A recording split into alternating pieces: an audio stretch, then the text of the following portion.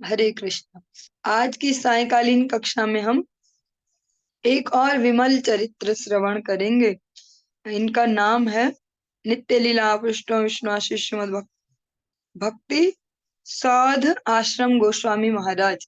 ये भी जगत गुरु भक्ति सिद्धांत सरस्वती गोस्वामी ठाकुर प्रभुपाद के आश्रित जन हैं। इस प्रकार से हम जो महाप्रभु की जो आज्ञा है, जो महाप्रभु का मनोभीष्ट है, पृथ्वी ते आछे यत नगर आदि ग्राम सर्वत्र प्रचार है वे मोर नाम, और इसको जिन्होंने प्रैक्टिकली इस जगत में विस्तार किया, नित्य लीला विष्णु श्री भक्ति सिद्धांत तो सरस्वती गोस्वामी ठाकुर प्रभुपाद, ऐसे प्रभुपाद के हम जनों के चरित्र श्रवण कर रहे हैं, जिनके द्वारा वो इतने विशाल कार्य को कर पाए, जिनके सेवा प्रचेष्टा से। अधिकतर हम लोग अपने गुरु परंपरा में अपने गुरुदेव का नाम, उनके गुरुदेव का नाम जानते हैं। हम नहीं जान पाते हैं कि कौन से और भी ऐसे महत् पुरुष हैं, ऐसे वैष्णव जन हैं, जिन्होंने महाप्रभु के इस इतने बड़े जो मनोभीष्ट है, जो ये आंदोलन है, इसमें प्रतिभाग किया। तो ऐसे ही ये जो महापुरुष, इनका चरित्र आज हम श्रवण करेंगे। नमा ओम विष्णु पादाय गौर पृष्ठाय भूतले श्रीमते भक्ति साध आश्रम इति नामिने। इनके जो पिताजी हैं, उनका नाम है श्री योगेंद्र नाथ चट्टोपाध्याय, और माता जी का नाम है विलासिनी देवी। और 1914 के वैशाख माह अक्षय तृतीया शुभ तिथि में पिता श्री योगेंद्र नाथ चट्टोपाध्याय एवं माता श्रीमती विलासिनी देवी को आश्रय कर पंचम पुत्र के रूप में श्रील महाराज जी आविर्भूत हुए। उनके जन्म के पहले मातृदेवी, जो उनकी माता जी हैं, उनको एक स्वप्न होता था बार बार, जिस प्रकार से हम सभी श्रीमद् भागवतम में श्रवण करते हैं कि भगवान जब आने वाले थे तो देवकी जी और वसुदेव जी की मनस्थिति बिल्कुल परिवर्तित हो गई।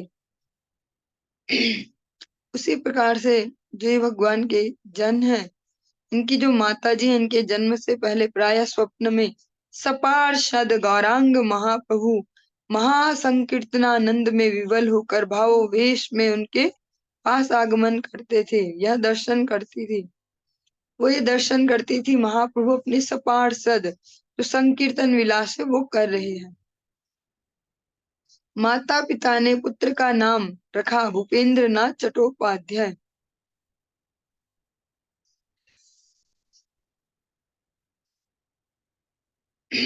और जो इनकी माता जी का जो बोल सकते हैं जन्म स्थान है या स्थान है जहाँ से वो बिलोंग करती है, वो कौन सा स्थान है?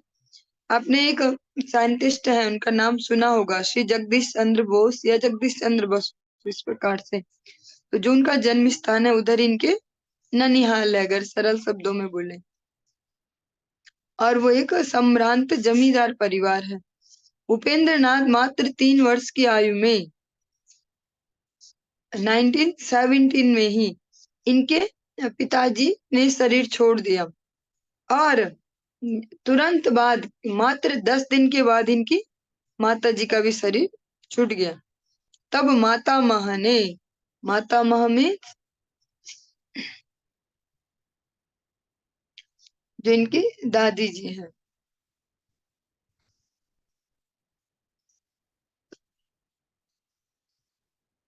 माता मह नानी जी को बोलेंगे। तब माता मह ने इन सब भाइयों को अपने पास रखकर लालित पालित किया। विद्यार्थी के रूप में अति उच्च सम्मान के साथ मैट्रिक पास करके विद्यासागर कॉलेज के विज्ञान विभाग में भर्ती होकर बीएससी परीक्षा द्वितीय श्रेणी से उत्तीर्ण होकर एक अत्याश्चर्य सुकीर्ति स्थापित की। जो भक्ति सिद्धांत सरस्वती गोस्वामी ठाकुर प्रभुपाद के पास जो भी अधिकतर लोग आए उनके इस मिशन में सहयोग करने, वो सारे बहुत अच्छे अच्छे परिवारों से और सुशिक्षित लोग आए। वो अनपढ़ों वाली भक्ति नहीं थी कि जिनको कुछ पता ही नहीं चलता, क्या वेद क्या शास्त्र क्या भक्ति, और बस भावुक होते हैं। सारे के सारे ही बहुत अच्छे शिक्षित थे। ये नहीं था कि किसी ने उनको बरगला दिया और वो आ गए।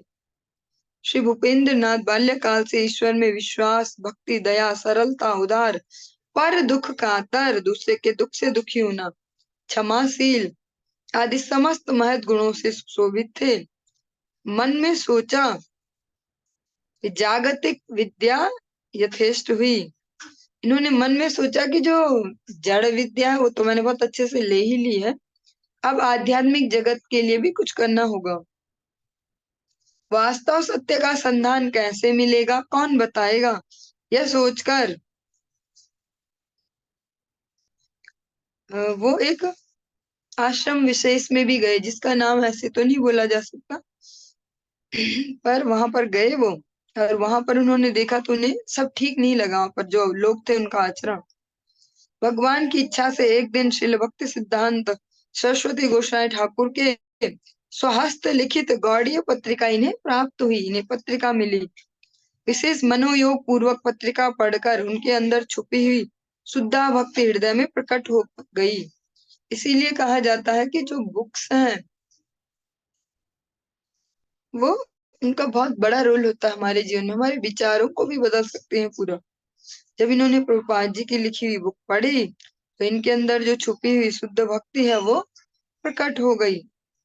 उसमें श्रील प्रभुपाद ने लिखा है कि मात्र कुछ दिनों के लिए जीवन में हम सब कोई भी कर्म वीर, ज्ञान वीर, धर्म वीर एवं दान वीर होने के लिए नहीं आए। प्रभुपाद जी स्पष्ट कहते हैं कि हम यहाँ कुछ बनने के लिए नहीं आए हैं, हम अपना मंगल करने आए हैं इस जगत में। केवल विशुद्ध भक्ति देवी के सेवा सौंदर्य द्वारा अद्वैय ज्ञान तत्व वस्तु साक्षात ब्रजेंद्र नंदन करुणा घन प्रेम माधुर्य पुरुषोत्तम परम औदार्य लीलामय विग्रह स्वयं भगवान श्री कृष्ण चैतन्य महाप्रभु की चरण कमल सेवा प्राप्त करना ही प्रत्येक मनुष्य के जीवन की चरम एवं परम सार्थकता है। इस कर्तव्य पालन के लिए ब्रह्मा के भी दुर्लभ मनुष्य जन्म लेकर संसार में आए।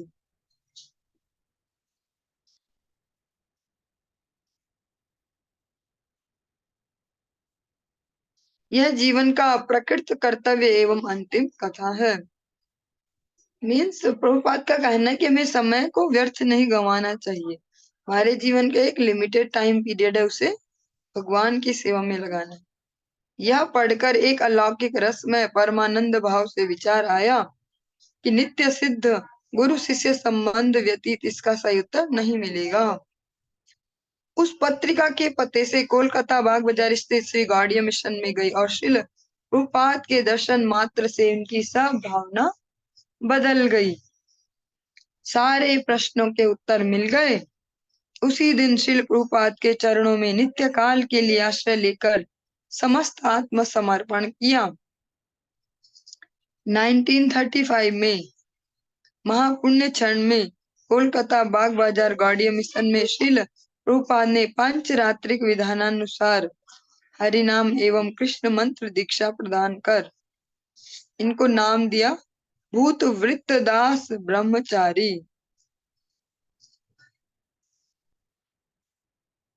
दीक्षा होने पर श्री प्रभुपाद ने इनकी गुरु निष्ठा, जो गुरु सेवा निष्ठा है, उसकी परीक्षा के लिए श्री चैतन्य मठ में कृषि कार्य में नियुक्त किया। बहुत ही सूक्ष्म बात है, सुनने में सरल सी लाइन है। जब उनकी दीक्षा हो गई तो फिर प्रभुपाद ने उनकी जो सेवा निष्ठा है उसको परीक्षा करने के लिए कुछ खेती से रिलेटेड, कुछ कृषि से रिलेटेड इनको सेवा दी।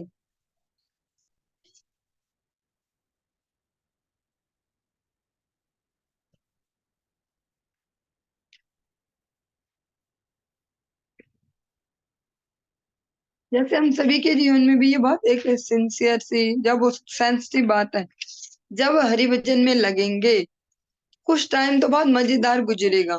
शुरू शुरू का टाइम पीरियड की बहुत मजा है, इसमें बहुत मजा है, अरे बहुत बढ़िया भक्ति तो। लेकिन जब भगवान भी देखते कि अब टाइम हो गया बेटा, बहुत हो गया प्ले ग्रुप, फिर नए नए नाना प्रकार से अनेक अनेक प्रकार से परीक्षा शुरू होती है। जो जिस लेवल पर है उसकी उसी लेवल से अनेक अनेक प्रकार से। तो जो भक्त सिंसियरली चल रहे होंगे वो समझ पाएंगे कि भगवान अभी मेरी परीक्षा ले रहे हैं, और फिर उसके अनुकूल उसको पास भी कर पाएंगे। उस सेवा को विशेष मनोयोग पूर्वक करते हुए एक दिन ब्रिटिश शासन भार प्राप्त जो उस समय के ब्रिटिश शासक है उनमें से एक है सर बर्डलाट, ये अपने लोगों के साथ श्रीधाम मायापुर दर्शन की इच्छा से श्री चैतन्य मठ में आए। श्रील प्रभुपाद के निर्देशानुसार उनका विशेष सम्मान प्रदर्शन कर एक महती सभा का आयोजन किया गया। उस सभा में श्रील प्रभुपाद ने भूतवृत्त ब्रह्मचारी को कुछ बोलने के लिए आदेश किया। श्रील गुरुदेव के कृपादेश से उन्होंने खड़े होकर उच्च स्वर में अत्यंत तेजस्विता पूर्वक संपूर्ण विज्ञान समन्वित भाषण दिया। उनका इस प्रकार निर्भीक होकर वीर्यवान विशेष गांभीर्यपूर्ण भाषण सुनकर श्रील प्रभुपाद अत्यंत संतुष्ट हुए। अति शीघ्र उनको कृषि कार्य से मुक्त करके श्री भक्ति विनोद इंस्टीट्यूट विद्यालय के शिक्षण कार्य में नियुक्त किया। पहले उनकी परीक्षा के लिए कहाँ लगा दिया, आते ही खेती बाड़ी में, ऐसे सरल सा भाषा में बोले खेती बाड़ी में लगा दिया, ताकि देखें कितना धैर्य है और कितना सेवा के लिए इनमें सेवा में रुचि है। क्योंकि इतने हाईली एजुकेटेड व्यक्ति और उनको आते ही लगा दो खेतों में, तो उनमें अलग अलग क्वेश्चनिंग आएगी मन में, यही चेक करने के लिए वहां भेजा। लेकिन उन्होंने वो भी धैर्य से किया, और जब सही मौका आया, जिस प्रकार के लोग सामने थे, इनको मौका दिया गया हरि कथा का, तो इन्होंने बहुत अच्छे से हरि कथा बोली। फिर प्रभुपाद जी ने इनको जो भक्ति विनोद इंस्टीट्यूट है वहां पर एज ए टीचर शिक्षण कार्य के लिए नियुक्त कर दिया। उनकी इस प्रकार गुण एवं योग्यता देखकर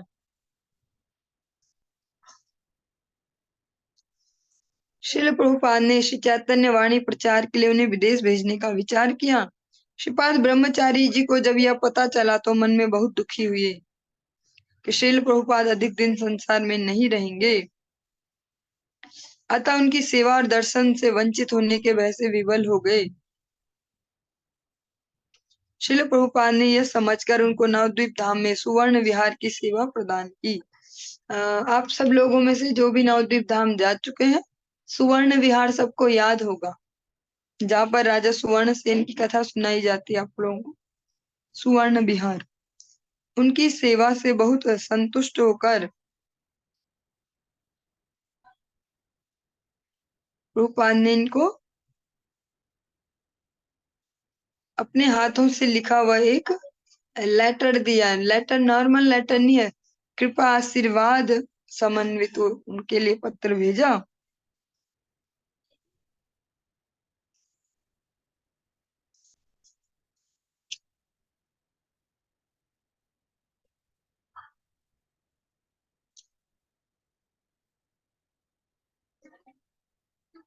श्रील प्रभुपाद की इच्छा से उन्होंने मायापुर श्री चैतन्य मठ, आसाम और कलकत्ता अलग अलग स्थानों पर जहां जहां भी भगवान की सेवा के लिए मठ मंदिर निर्मित थे वहां वहां पर जाकर सेवा की। जैसे सेवा संग्रह करना, भिक्षा संग्रह करना, ग्रंथों से रिलेटेड कार्य, इस प्रकार के अनेक अनेक सेवाएं की। श्रील प्रभुपाद ने प्रिय सेवक का सेवानुराग देखकर दक्षिण भारत में मद्रास मठ का इंचार्ज बनाकर इनको सेवा करने का आदेश दिया। उन्होंने श्रील गुरुदेव का कृपा देश और आशीर्वाद शिरोधार्य कर इस सेवा को ग्रहण किया।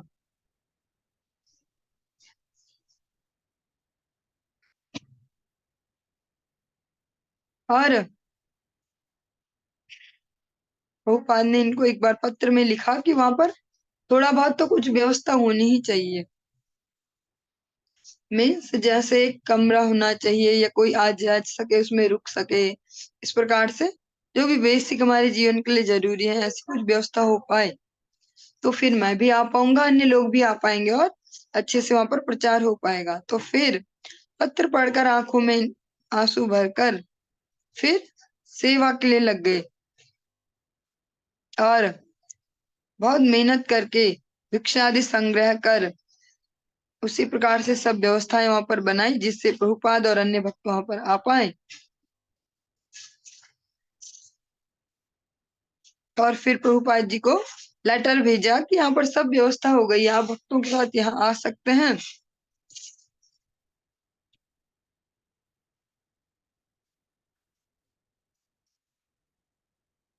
इसी बीच में घटना हुई, थोड़ा सा अजीब सी लगेगी सुनने में, फिर भी जो हम सुन रहे थे कि भगवान परीक्षा लेते हैं या अलग अलग रूप में, वो बहुत अलग अलग तरीके हो सकते हैं, हर व्यक्ति के लिए अलग तरीका हो सकता है, इसलिए बता नहीं सकते कि कैसा होगा।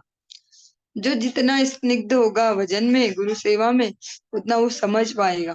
ये मेरी परीक्षा चल रही है।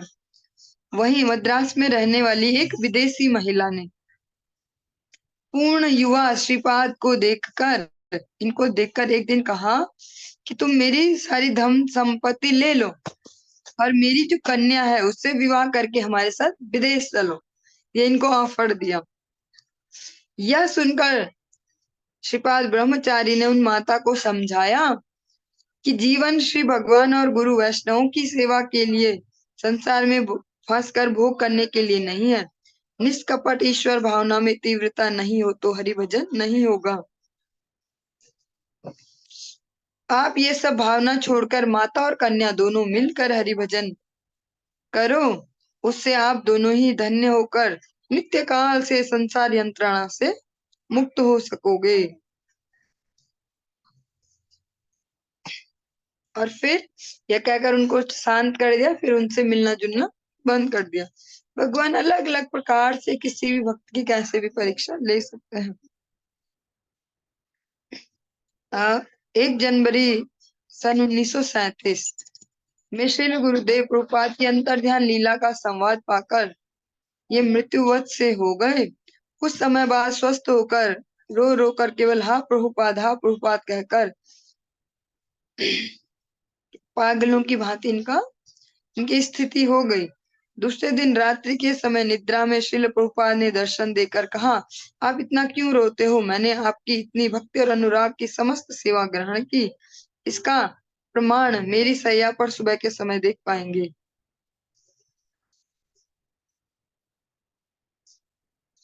आप संन्यास लेकर विपुल उद्यम और उत्साह से श्रीमन महाप्रभु की विशुद्ध निर्मल प्रेम भक्ति धर्म की कथा, श्री रूप रघुनाथ सनातन की कथा, श्रील भक्ति विनोद ठाकुर की कथा अति बृहद रूप से जगत में कीर्तन कीजिए। अत्यंत सुंदर रूप से समस्त लोगों को समझाने के लिए विशेष रूप से चेष्टा कीजिए, जिससे संसार के सभी प्रकार के लोग श्रीमन महाप्रभु का प्रेम भक्ति धर्म ग्रहण कर कलयुग के एकमात्र साध्य साधन श्री हरिनाम संकीर्तन यज्ञ में अपना आत्मसमर्पण कर अपना इस संसार से उद्धार कर पाए। आप में यह योग्यता है, मैं हमेशा आपके साथ हूँ, यह कहकर अदृश्य हो गए। और फिर इन्होंने 1952 में अपने जो ज्येष्ठ गुरु भ्राता हैं, जिनका नाम आप बार बार सुनते होंगे कई बार, श्रीमद भक्ति गौरव वैखानस महाराज, इनसे टोटा गोपीनाथ जी के मंदिर में, जो पुरी में आप सब दर्शन करते होंगे जब भी गए होंगे, टोटा गोपीनाथ, तो वहां पर इन्होंने उनसे जो है त्रिदंड संन्यास ग्रहण किया अपने गुरु भ्राता से। फिर इनका नाम हो गया त्रिदंडी स्वामी श्रीमद भक्ति स्वाद आश्रम गोस्वामी महाराज।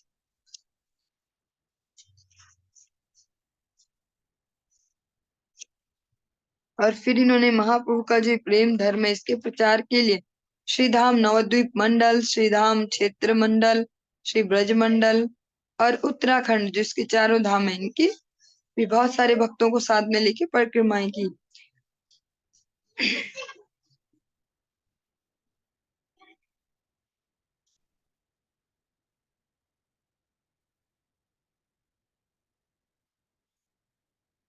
और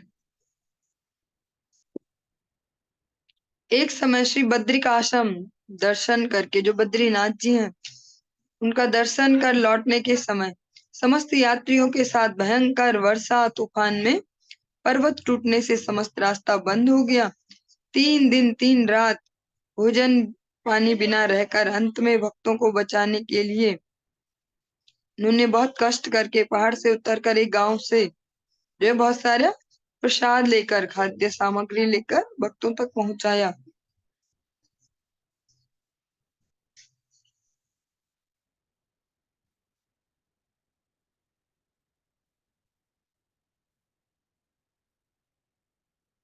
और इसी बीच जो बद्रिकाश्रम दर्शन के दौरान इनका स्वास्थ्य खराब हो गया, अस्वस्थ लीला की। तो फिर 1982 में, जो अभी आप वो सब देख रहे हैं, आज से नवरात्रि तिथियां प्रारंभ हो गई, न्यू ईयर शुरू हो गया चैत्र का। तो अभी आएगी रामनवमी तिथि, भगवान राम का जो है जन्म उत्सव, प्राकट्य उत्सव। इसी तिथि पर, जो रामनवमी तिथि है, इस पर ही इन्होंने जो रात्रि के 2:30 पर अंतर्ध्यान लीला प्रकाशित की। जब इन चरित्रों को हम श्रवण कर रहे हैं तो हमें ये तिथियां भी पता चल रही है। फिर उन तिथियों में उन वैष्णवों के निमित्त और कुछ नहीं तो थोड़ी सी वाक पुष्पांजलि करें, अपने हाथ से 2-4 पुष्प उनके श्री विग्रह के समक्ष रखें या उनके निमित्त भगवान को दें, तो उनकी कृपा हमारे जीवन में आती है। चलिए, इस चरित्र को यहीं पर ही विराम देंगे। आगे कल फिर एक नए चरित्र के साथ मिलेंगे। हरे कृष्ण।